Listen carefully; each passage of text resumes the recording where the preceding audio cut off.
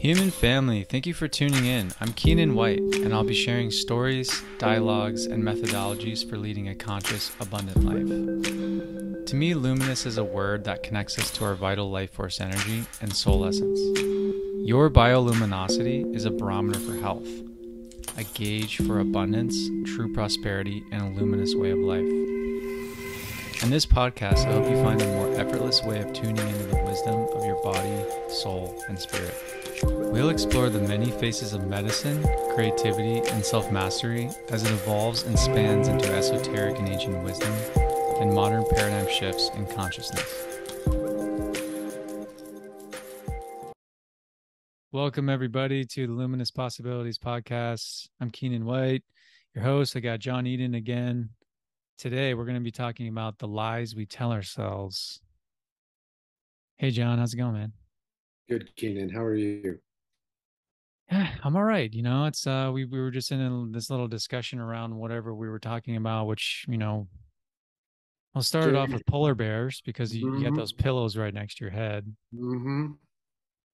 And it was kind of a cute thing that kind of led into this idea that, wow, there's been a lot of heavy energy around the globe, kind of permeating our ears and our hearts and our brains and our minds and bodies. And some of that heavy energy is worth feeling into, transmuting. What do we do with some of the stuff that we feel related to? And for me, on a personal level, something I was just working through on a coaching session prior to our talk today was just around this idea of overwhelm and this energy, really, this energy of overwhelm, of kind of a little bit of hopelessness. And, I was feeling into where that came from. And it was largely from my time in university. And that time in university was really studying all these global environmental issues. Earth sustainability was the name of my core curriculum. And I realized for the last decade, I've been walking around with all this heavy energy around hopelessness and the world's going to be over and not much you can do about it. And look at all this biodiversity loss.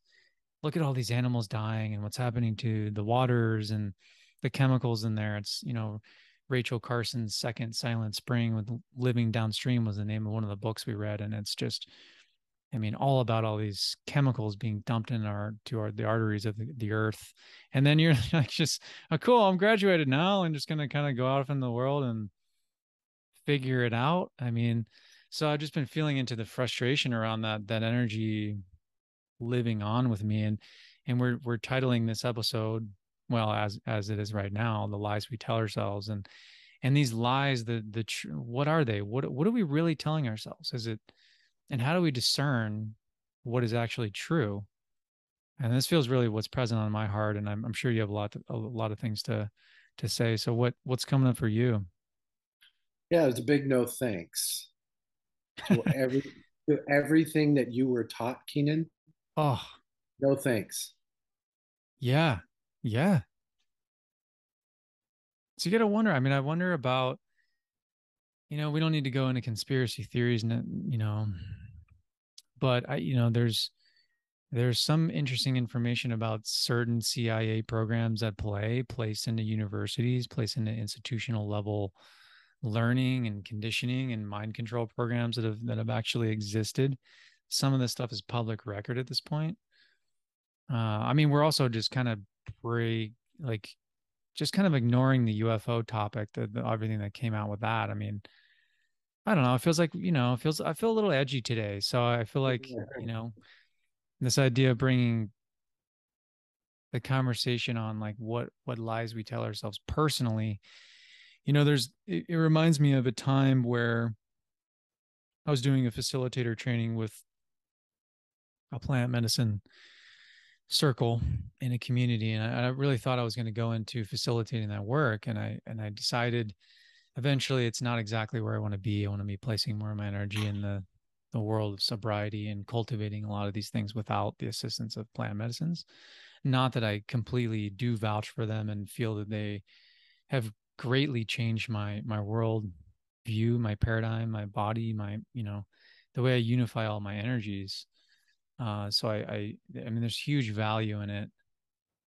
But I was reminded this time where, the teaching was around, it was around this idea of like the inner critic and feeling like we have these problems, right? And when we start to kind of place a focus into some of the problems, it starts to be like, I mean, we can just feel so much that it's our problem. Well, this is my problem. And just one of the doors that the facilitator had opened for us at that time was the fact that it's really not your problem. And I was like, what do you mean?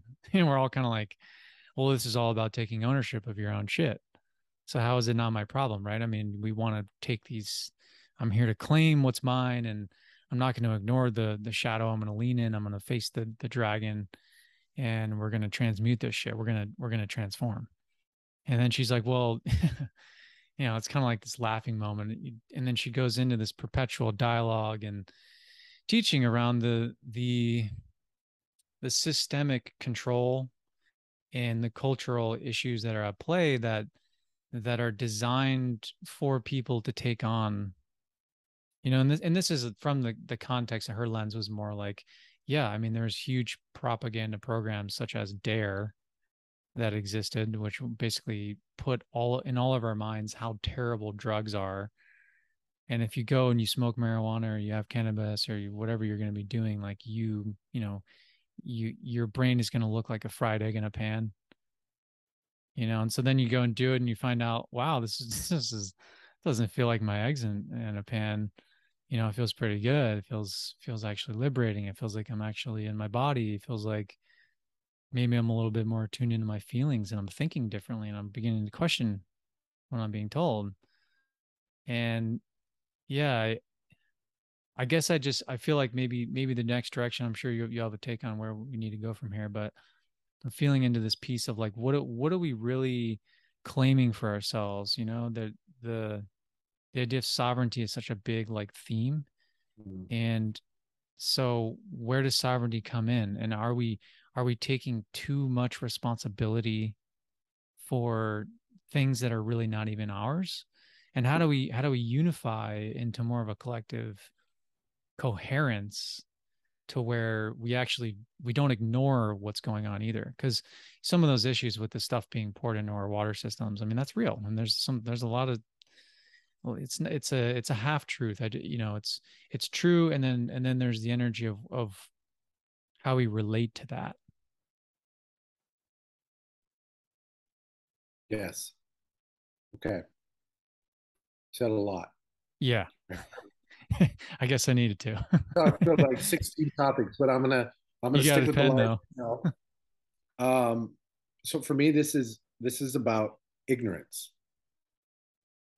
Ignorance is a wonderful thing when used appropriately. Denial, a wonderful thing when used appropriately. So if we live if we look at the 3D dualistic world that we're all very aware of and we're all supporting through the way that we speak and through the way that we interact, and we acknowledge that, what happens is we become aware of the lies we are telling ourselves and we become aware of the lies we are believing. Yeah, agreed. And a lie just simply means to hide, means hidden. Another form of the word etymology of the word lie is to tear, to divide. Nice. Nice. Yeah. So I'm definitely I'm gonna do what I can to contain what I have to say today and say it as diplomatically as I can. But this topic is a potent one because self honesty is the greatest gift I have given myself. The evil I see in the world is the lie I'm telling myself. If I see you, Keenan, as evil, I'm lying to myself. If I see your shadow as a threat to me, I'm lying to myself. Nice. If I tried to beat you up with my shadow, you would laugh. If we were like standing in the sun and I'm like, my shadow's going to get you, and I start swinging my arms for my shadow to hit you, you'd be like, this guy's a fool.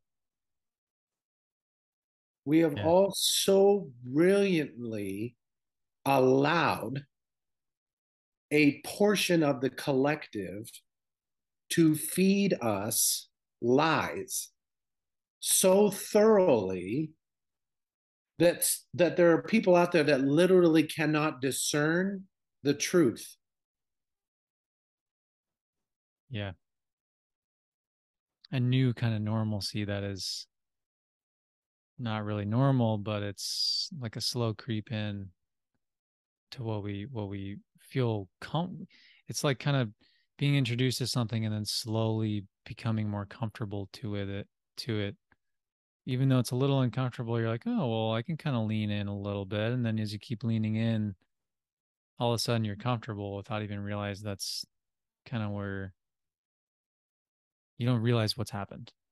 Psychologically, you only need to hear something 3 times before your mind believes it. Unless you're conscious, unless you're actively responding. No, no, thank you. Yeah. If you're sitting in front of your TV like this and there's commercials on, you're being lied to, and you're accepting those lies, and there's nothing wrong with that. But Yeah. then you wonder why you're in the stupor. We wonder why we're in the stupor. We wonder why we can't tell our ass from a hole in the ground. It's because we're lying to ourselves. And here's the fundamental fuel of lies: we're waiting for change out here. Yeah, which does get a little perpetuated in the movie scene too, where there's this kind of worship of the hero. Some savior's going to come in and save the day. And I love Marvel and I love all these movies. It's so fun to feel into this heroic archetype. And it's worthwhile to be aware that it's not really real. There's like we are the heroes. We are the Jedi. We are like, there's not the one coming. It's the one in each of us. Right. And who told you there was something wrong with anything? Because whoever told you that is the one who's responsible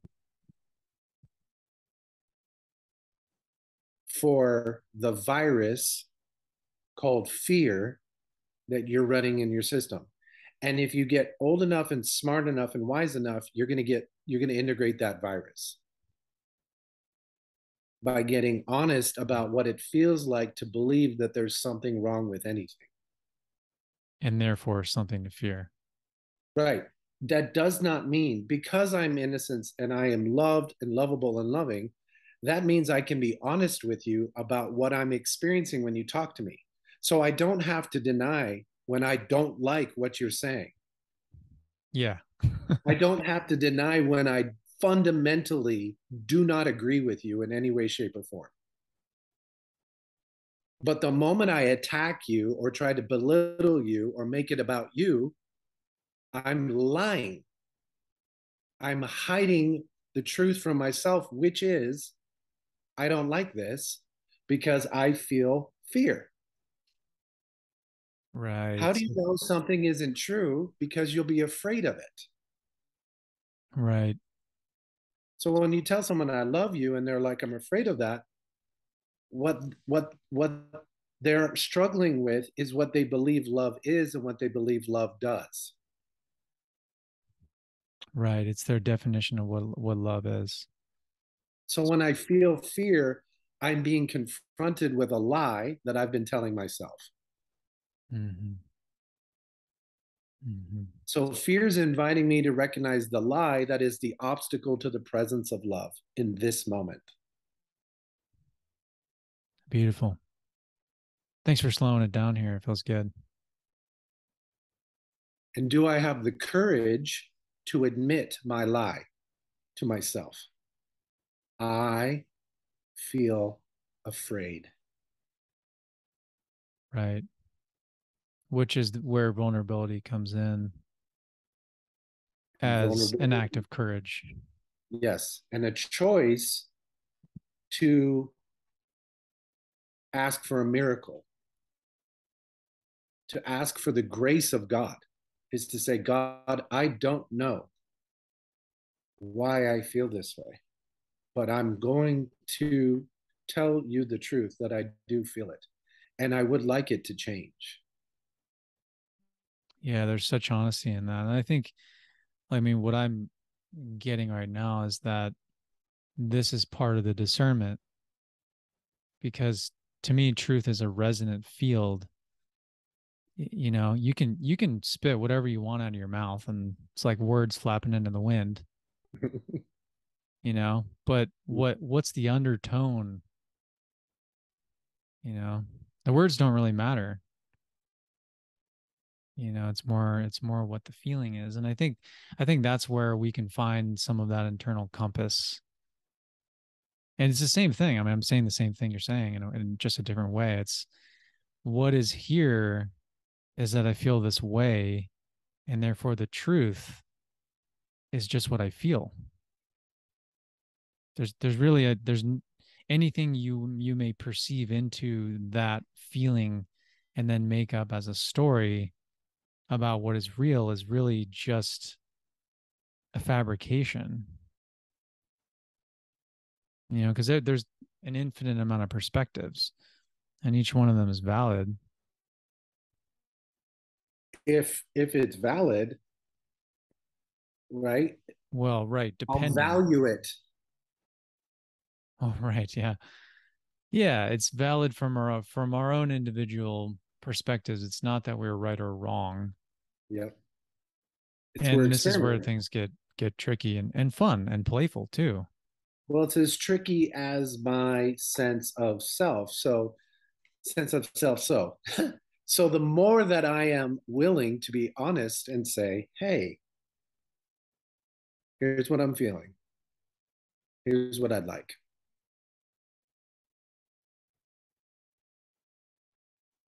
How can the ego that you're showing the ego that it gets to sit back and receive?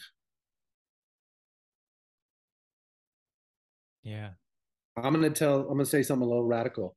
The feminine aspect of us is the ego to me. Hmm. Yeah, I'm taking that one in. Woman, That's woman represents to me different. ego. And if you're listening to this and you think that that means that ego is bad, you're that's not what I mean.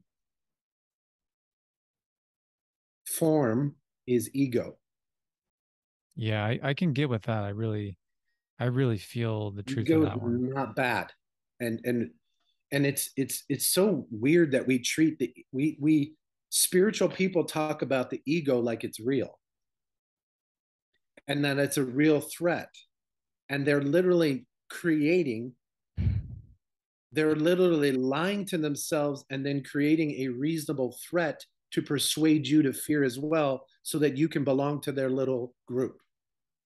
Now, I know all Right. this because I've done it, Keenan. Me too. I'm not telling you guys anything I haven't done. Yeah. And it's because I've done it and I know it doesn't work that now I can tell you. Yeah. But keep doing it. Me telling you isn't going to get you to stop doing it. What I hope you find in this is the inspiration to be honest with yourself about what you're really doing to yourself moment to moment. Yeah. Yeah, nice.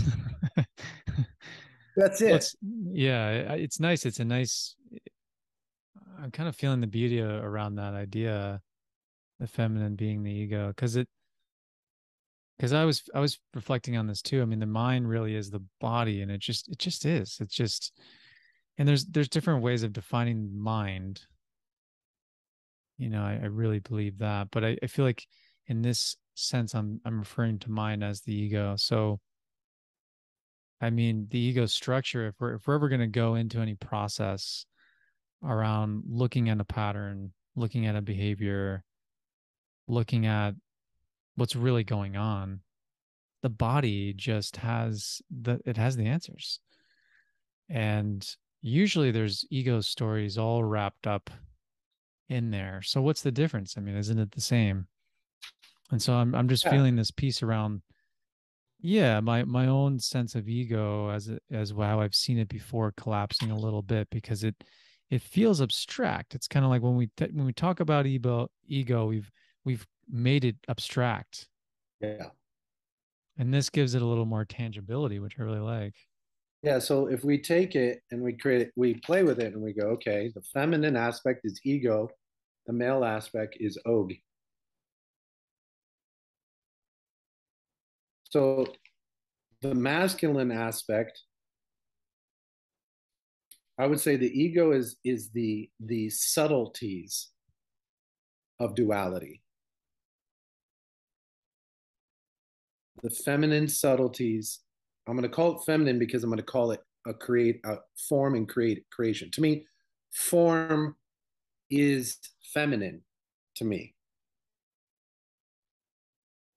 Yeah. Do you include energy in that as well? Energy to me is neutral. Ah, nice. Nice. I like that distinction too. Yeah. You spent The some time with masculine this. is the primal aspect of the ego. It's the will. Hmm. I will create in my image. Hmm. So the masculine arises in its will, the feminine receives it, and because it receives it, now an image takes place and is now filled with God. One fundamental energy can now be manipulated to take on form and mirror back to the formless something for it to play with, Right. called child, the Yeah. merging of the masculine and feminine, form and formlessness, mind and body, Yeah. will and emotion, perfect balance, perfect harmony, perfect interchange. It's perfect. Hmm. And that's the truth. And there's nothing you and I can do about it except deny it for a little while. The truth already won, love already won, the separation already ended. And some of us are choosing now to remember that in this moment. And some of us are still going, not yet. Yeah, nice. I love that. Yeah, that's nice. Thank you for sharing that. Thank you for bringing that to the table here. Yeah. It So feels very valuable. there's no lie I've ever told myself that's done anything. Hmm. So this is what allows me to safely, securely, beautifully look at my lies and go, look, I've done nothing. I'm not going to share my lies with people that are afraid of them. That's what an idiot would do. A fool would go, I've lied to you. No, I've lied to myself. I'm cleaning that up in here. The proof that it's changed is I don't lie to you anymore because I don't have anything to hide. So I'm not trying to protect you from being afraid of me. And if you're afraid of me, then you're lying to yourself. And I'm going to let Yeah. you have that. Yeah, there's a nice sense of resilience that I'm feeling in those words. So, would you like to be in relationship with me? Yes. Tell me where you've been lying to yourself.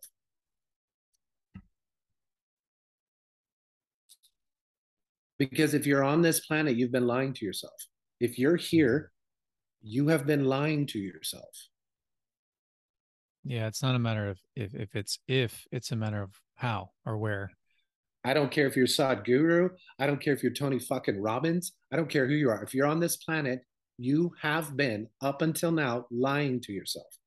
Yeah. And if we are going to collectively ascend, which we are, then a good majority of us are going to stop lying to ourselves and we're going to get together and we're going to get honest. And the entire collective is going to ascend, whether they fucking like it or not. Yeah. We're ending victimization by denying there are victims. Now, that doesn't mean when someone comes to me and says, I've had a hard time, I've had 3 friends die in the last 3 weeks. I have cried for each one because I remember that there are things I wanted to tell them that I did not tell them. I cried over my lies that I didn't clean up with them. Yeah. And that in therein lies the intensification of grief Yes, or not. the greater the lie between me and the person who died, the greater the sense of grief and or anger. Yeah. Yeah, this feeds right into John DeMartini's work in that sense where he has this really beautiful grief collapse process where you really just look at how you've perceived them and look at where you've been lying about what was really true because in the places you're lying usually you're held in fear, you're held in a sense of victim, Yep. and you basically just look to really what was true. Yep. It's like It's the I Ching says, or the Tao Te Ching in verse 17. When shitty rulers rule, the people are afraid. When good leaders rule, the people are content. When the best leaders rule, the people go, look what we did. We're leading by becoming, embodying the truth that is always true. And we are actively in the third dimension denying anything that says otherwise. yeah. Yeah, I really love this. It feels edgy and radical, but it feels also like if I'm saying that, that's more of my new age spiritual self, who thinks that there's always something new here, but the same energies have been at play for however been long this has been going on for. It's just a matter of in some ways remembering, like you're saying, this truth. And I remember the truth. And we talked about this last time.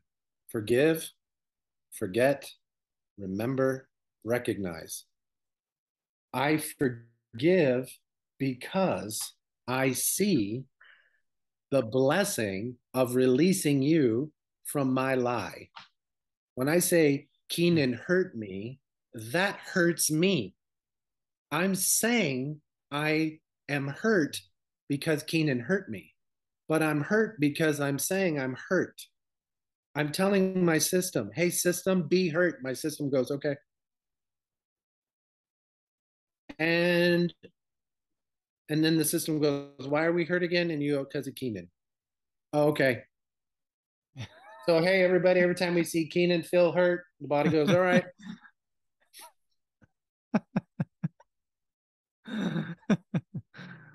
It's such a good way to break it, man. Yeah, yeah, because we need this humor, we need this approach to viewing these things that it's not so heavy. I mean, it's kind of fucking hilarious if we just think about it, like what's really going on and these lies that we tell ourselves. I mean, this is and another reason why I'm not so concerned about all the lies either, because it's sure, I mean, it's part of the game, it's part of the play. I mean, if we were just arrived at truth and we just all remembered that, that probably wouldn't be maybe as fun. you know, I mean, maybe it would be. I mean, who knows? I mean, Truth is I'm the not gonna, most who consensual knows, thing but in the universe. The truth is so absolute that it could sit back for a billion years and just be like this and just wait for you to open up to it. yeah, I almost take that back. I mean, because I feel like what I just spoke of was in some ways what I have believed to think, Thank you. you know, and maybe that's part of the lore or the lure into the trap, right? That since we've been through all these hardships and whatever else is going on, that then it has to mean something. So, I've got to hold on to this to not let it go because it happened. But then in that very gripping and that very attaching, we can't move into what's available to us at every moment in this kind of, beautiful, neutral, unifying space where if there isn't the lie, then what? I don't know if we've begun as humanity to really answer that question more fully as a collective. Because you You know, can't. You can't then answer. You can't answer what, because when you're relaxed, Keenan, when you're relaxed, okay, let's imagine this morning I called you. I go, Keenan, I won the lottery. I won that $1 billion lottery. I'm giving you half. And you just totally relax. What needs to happen? What a great epiphany do you need? You don't. When you're relaxed, you know exactly what it is you'd like to do moment to moment. mhm. And you can only relax when you are not running a lie. Yeah, If you're not relaxed, it's because you're running a lie, or an enthusiasm, right? Joy, enthusiasm, these quote unquote positive emotions, these natural emotions that are natural to us when we're not interfering with our nature. yeah, yeah. Well, I guess that's what I mean is that we haven't begun to answer it. And I don't mean that necessarily with our minds, but we haven't begun to live into the relaxation. We Well, we so maybe it's certain times and phases and eons or whatever, but within this time, it's very not. I mean, I'm not. I guess here I am trying to make all these lies here up, but you're saying it exactly. How do you see what you're decreeing? Do you see yeah, how you're perceiving something is missing? yeah, yeah, yeah, So me yes, too. Like, but to catch it and go, look what I'm telling myself. I'm telling myself it's missing. And then what does my system tell me? It's missing. I feel yeah, missing in my nervous system. yeah. Well, So right, and, what and then let's I'm say the also opposite. generalizing as well. I'm Yeah, saying we as collective, exactly. which is another projection that's putting that on humanity versus being like, wait a minute, Yeah. I am just saying that I have not been living into that Up until now, let's say it like up this. until now Because Keenan, you get to be fully. accountable for what you say because you're telling your subconscious what to create for you. So I'm playing pickleball today, and this guy comes over and he goes, people should wear goggles because you can knock your eye out and all. They starts to, and I look at him and I go, no thanks. He's unconsciously attempting to program me to be afraid of a pickleball. All I say to him is no thanks. I'm not participating in your fear. I'm not going to resist you. I'm not. I just looked at him and went, no thanks. So when we catch ourselves spreading fear, we can clean it up real quickly because there's no guilt. I only feel guilty because I'm denying my lies. Right. So when I go, oh, I feel guilty, it's go, okay, what lie am I been telling myself that no longer feels good to tell myself? Because lies are really fun at first because you actually think you got away with something. Yeah. I kind of It's felt really that fun. way in the beginning of the podcast. I'm like, wow, yeah, I Yeah, just fucking said all that. right. But then when someone conscious comes into your life and goes, no, that's when you go, oh shit, this doesn't work on them. And that's God incarnate. When you meet someone who doesn't buy into your lies, that's God incarnate. That's a Christ looking at you going, mm-mm, no thanks. Christ doesn't flog you. He doesn't tell you you're wrong. He doesn't tell you to bow down. He doesn't call down fire. And he just goes, no thanks.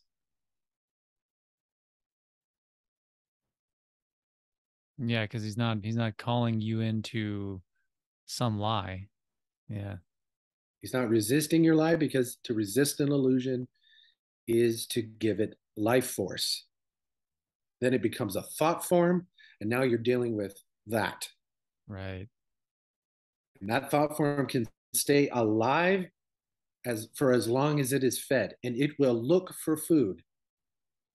Yep. And so everyone you meet Mm. has thought forms they're trying to get rid of. Most everyone you meet. When someone comes into my life with a thought form and they try and get rid of it on me, you know what I do? Say, thank you very much. I received that life force. You are now coming home. And the thought form may scream, it may yell, or it may just go, thank you very much. And now that energy is now mine.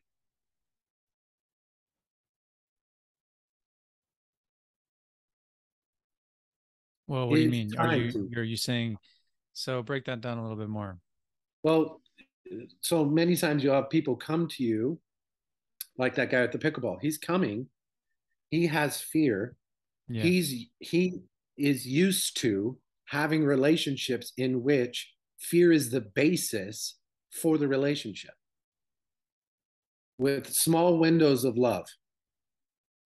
I used to be a part of an organization, and when people would want to come back, I was always shocked. I'd be like, do you remember what happened here? Do you remember how hard this was?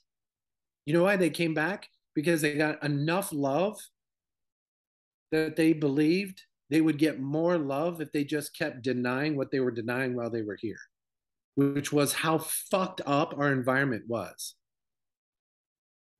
Right. And Wow. when I came into the realization of how I was participating with something so fucked up, because what I'm doing is telling everyone lies are truth and the truth is a lie. And I Ooh, reward them when they lie to me, and I bless them when they deny the truth. wow. That's a mind fuck. And I ain't doing fucking anything for them or myself. And when I catch that and go, I'm literally like a caveman hitting his head against a wall, and there's blood and brains, and I'm getting stupider and stupider by the minute. And I think it's somebody else's fault. Right. That's why the Oof. fool is the top of the arcana or arcana, whatever you call it. It's the fool. Yeah. He creates the whole hierarchy. Yeah. It's the fool that gets you out. And it ends in the fool. Yeah. I was going to Yeah. say, but it's a The very different fool. fool becomes wise because he laughs at himself Yeah. and he uses his lies as stand up comedian material. Look at Joe Rogan. Look at these great comedians. Dave Chappelle. They tell us the truth about our lies and we all fucking laugh. Right.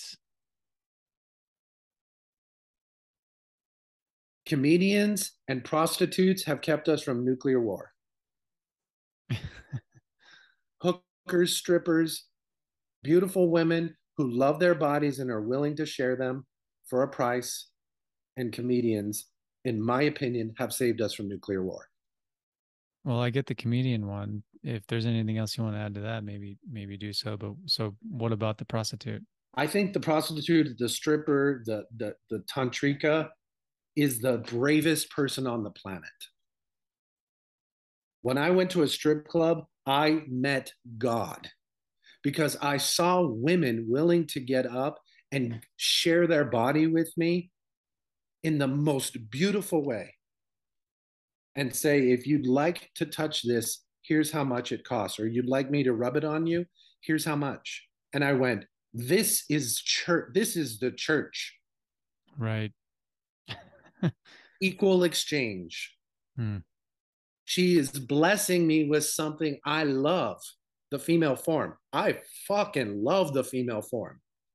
I don't ever have to try to love it. I'm not ever like, hmm, I love it. Yeah. Yeah. I Agreed. appreciate the male form. I Right. appreciate it. Hey, A little that's a different. great looking dude. Like you, Keenan, great looking guy. Like just beautiful man. I You look as at well, you, John. I appreciate the form. Yeah, you know, appreciate it. I don't want to make love to you. I don't want to touch you. And and when Glad I'm that's clear. honest, right? Think about the assault on sexuality that we most of us have experienced. Whew, yeah. Yeah. Think about how tainted that energy, the lie that that energy we have been told is. It's the purest thing there is in the third dimension. A wet, open pussy and a hard cock is the purity of God in the third dimension. Agreed. And when the mind of that delicious, wet, pink pussy invites that delicious, hard, curved cock to enter it and enjoy it, you are God and Goddess of the third dimension. Yeah, yeah. I think we all can feel that, feel the truth of that. And it's beautiful. So how do you break down the element of like what prostitution has been in our minds as, you know what I mean? Because it's It all had to tied go up under into all this stuff. It's tied up into the money, it's tied into selling yourself, it's tied right, into the pornography industry as right. well, which I mean, there's all kinds of what's your take on the pornography industry then in terms of It's that? genius. It makes more money. There's more money in that than anything else. It's kind of true, huh? I mean, I've And they keep seen the that a math on it, secret. but They keep heard a it, little they're bit of geniuses. All the geniuses of the world are in porn. It's the technology is way ahead of everyone else. The amount of money in porn is mind blowing. And if you're going to watch porn, pay for it. You won't feel guilty. Pay for it. Oh, that's You're interesting only going to feel thought guilty to when you're think taking about it away. Yeah, when you're that not more of the paying for it, problem could be that. Yeah. pay for it. Yeah, because it's like I could see that element of it at You're play, right? Yeah. sneaking. You're Right. lying to yourself. You're denying the value you're placing in it. Yes, Keenan. Yeah. Yes. So prostitution in the past had to go underground because of Christianity and Constantine. We collectively decided to create a patriarchy. Right. So we created a patriarchy and we've all been sucking the dick of the patriarchy for 2000 fucking years. Whoop de doo. I've had enough patriarchy dick. Me too. I'm done with Joe Biden. Yeah. I'm done with Donald Trump. I'm done with every pompous ass out there who believes he knows what's best for us. You don't have a fucking clue. Just get up there and be honest about what it is you'd like to support America realizing. Yes. Yeah, that's yes. Yes. Yeah. I don't hate the patriarchy. It's been wonderful. It's like hating Gandalf, right? Yeah, it's That's a the good way to put it because patriarchy it's that's not purity. yeah, it's not the problem. It's just that No, it's just the quality of the patriarchy, the it's like hating your imbalance. grandpa. There's stupid shit my grandpa did. There was ignorance, obvious ignorance, but that does not taint the brilliant man that he is. Hmm. And when I stop lying to myself, I forget about his ignorance, and all I remember is his genius. Mm, nice. And we could use a little bit more of that as well in terms of a lot of the men of the world. I mean, yeah, and it's a how do you, I mean, in terms of resisting the presidents, because this is a discussion I've even had with my dad, you know, and feeling like there's an element there of the news taking over a little bit, and there's an element of It's so funny, isn't it? hey, this is interesting to just look into how the news plays up on this idea of placing resistance everywhere. You know, and like if you're gonna watch it, how can you not get caught into the world of all the lies and the resistance, resisting the resistance that resists what other resistance is over here? Yes. I suppose that's just it. I mean, Well, there's an this is element of not resisting anymore right. Ignoring. what Now is use the denial. feeling. Right. Deny it. So I don't care about Joe Biden. I don't care about Donald Trump. I don't give them any attention. If we stopped giving it attention, Yeah. it would collapse. Right. If everyone just went and loved their families and started growing their own food and started taking care of the Yeah. the village and the tribe they live in, this whole all this bullshit would stop. Yeah. It's just like the addict. You stop putting the fucking needle in your arm, not because it's bad, but because you realize what it is you really want. You want to ignore what you believe has done. You want to feel free from what you believe has happened to you and what you believe you've done. And you just need to turn away and let go Yeah, forgive. ultimately. Yeah. Go do iboga. Go if you're a heroin addict, go do iboga. Go have the experience of being totally forgiven. That because that's what the plants are going to show you. Plant medicine is just showing you how clear and enlightened and beautiful you are, and that it doesn't remain because you haven't yet cleared that in your akash. So they're showing you your akash in a safe way. When you're sober, go do the work until people come into your presence and they get high because you've literally become your ancestors. You've literally become the plant medicine. Not that something happened, but you remembered that you're one with the mushroom, you're one with ayahuasca, you're one with all of it. It's all in you. Mm-hmm. And you don't need to lie anymore about your desire to know how beautiful and lovable and delicious and sexual and oh you are.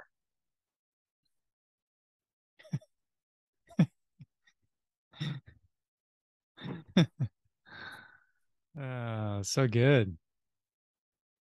Yes, thank you for sharing all this. Feels really good to hear. I'm glad, Keenan. And I thank you for it's the letting side me. of yeah, it's the side of you that I just love so much. This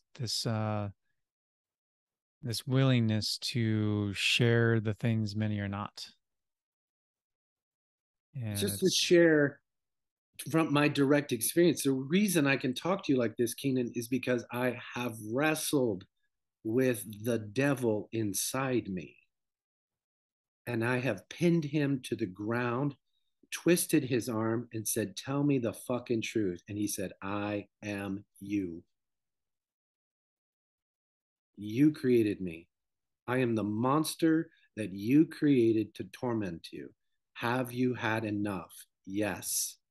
And he turns into a fucking archangel and hugs me. Says, "You well done. You passed your own fucking test. Created me to scare the shit out of you." so the devil inside of you is the pieces of you that have accumulated into a snowball form of the devil and become a monster.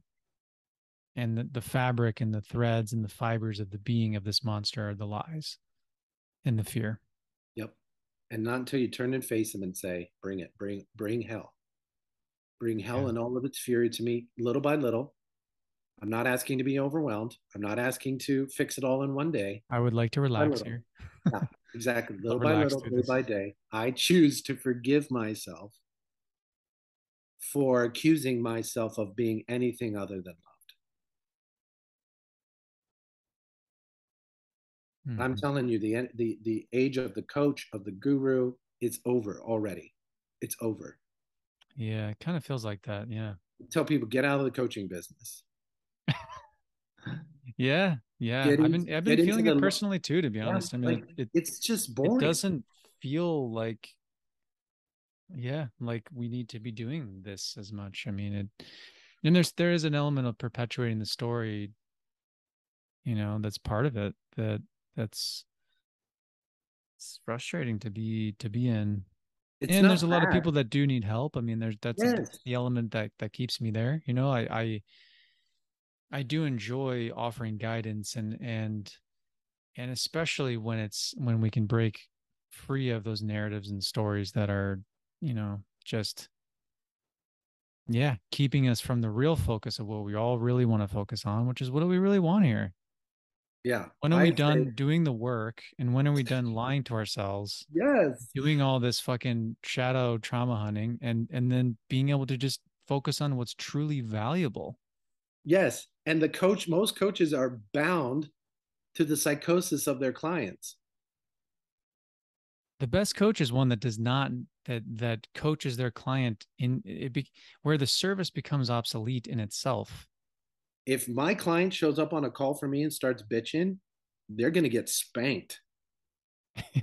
If they start whining and moaning about anybody, they're going to get spanked. You are here to tell me what you're creating, what you're turned on by, and what you're realizing you're creating that's getting in your way. This is your confessional for you to have a person who's willing to unconditionally love you, unconditionally respect you, unconditionally honor you, and simply be a mirror that says, tell me the fucking truth, set yourself free, motherfucker. And if you don't do that, I'm going to give you your money back and tell you to go fuck off. Go do some mushrooms, go do your ayahuasca. Because that's a much better that is a much better It is a entity much than most better. humans. Yeah. I mean, because then otherwise you're just all wrapped up into the energy of getting into this, whatever else is there and then resisting that. And then you're pulled into it and you can't really serve other people as well. So it's, yeah, yeah, yeah. I would agree with that. I So the haven't, I thing haven't is, necessarily taken on such a strategy, but I'm going to be considering this in the future. I mean, it. I have had clients for years, and I resent them. But the only reason I've done work with them is because they paid me well, and I enjoyed the money and I enjoyed the flexibility. But I'm the fucking prostitute who's not honest. Go to a strip Mm. club and practice hanging out with the girls, and you can tell immediately the ones that like are relaxed and really there, and the ones who are in it for the money. Right. You can feel it. Oh, yeah, yeah. Yeah, Just I like can women sense can that. feel a dude when he's creepy. Ladies, it goes for you too. Right. It's very clear right away. Yeah. I've And had, I think this is the age we're moving into too, yes. energetically, where we can't hide anything. So why are we, if you are hiding something, then what's really behind that? Is it necessary? And if it is in some ways, maybe take a second guess about your answer about it because you can't. You can't really hide shit. So you're whatever you're hiding, you're going to be putting into plain as day on your face Yep. and with your And you're going energy. to attract other liars and other hiders. And then you're going to project on each other and play out your drama and end up Yeah. either killing each other or dying of some horrible disease. And then you'll start all over again. So, well, yeah. How soon do you want that to be? I guess is the Exactly. question. When are you done with the karma wheel? The moment you choose to forgive. Yeah, yeah, yeah. The Forgiveness. moment It's I it's an remember the essential. moment I chose to forgive, it ruined me. The moment I made that courageous leap, that was the end of my dream of separation. And now time and space have honored my body and mind to ease my body mind back into that direct knowledge. Mm, mm, And I'm still here because I'm still easing myself into it. yeah. And the slower I go and the more gentle I am, it's like an orgy 24/7 with a lot of Yeah, this napping. is what I've been kind of talking about. Everything just turns into an orgasmic quality. I mean, to some degree, we get back to our natural state of contentment, pleasure, bliss, satisfaction. And that's the whole point the yogis speak of is the sattvic quality, which is really I just connect right into satisfaction. Just Yes. it's And not one way or the other. It's not. It's just right in that yep, union neutrality of satisfaction. exactly. And when I come into any relationship from need, I'm lying. Needy is creepy. Vision is beautiful. When I come in, when I think, oh, I need to have sex so I'll feel better, I'm lying to myself. Versus when I look at my partner and I go, my God, would I enjoy making love to you right now? I would take my sweet time and I would ensure that you would never forget this day for the rest of your life. Now, whether she says yes or no, I'm already in an orgasm.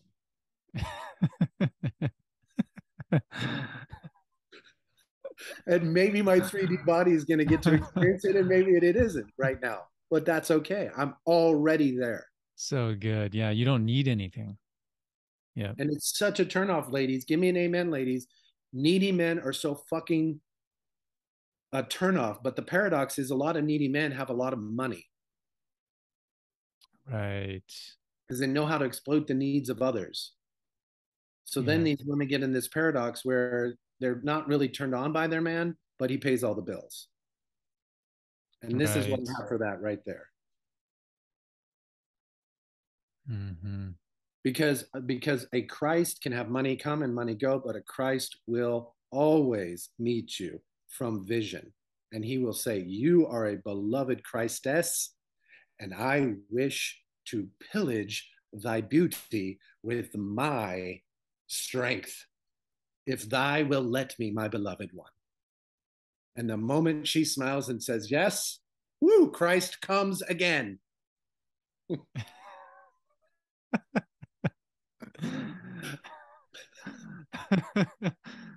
Yes. Yes. Yeah, it's so important to just be enjoying yeah, the energy around this. Yeah, I feel the stifled energy around the way that it's all been going these last few thousand years and where it's led us to and but the cool thing is I feel like there's this we're in this precipice of liberation, you know. It feels who knows? I mean, so many things may end up becoming obsolete. They are. It's already happened, Keenan. Just, say it with me and for people in the audience. I am free. I am whole. I am innocent. I am free. Now, as you remain in that, feel that I am Mhm. whole. I am innocent. I am free. To be able to even say that, you have to already know it. There's plenty of people out there that could not even say that. Their mind is so hypnotized by the lie, they would laugh at Mhm. you if you ask them to say that. Right. So if you just say that, if you just hold that in and you feel it, I am whole, I am innocent, I am free, and then you relax, you will watch this day and this moment show you that that's already here. Yeah.